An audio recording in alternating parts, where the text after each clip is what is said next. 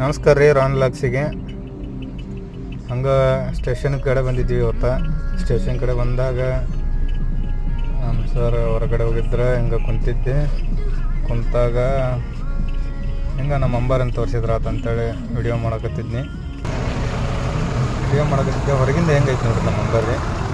ಇದ ಅಂಬಾರಿ ನಾವು ಓಡಿಸೋದು.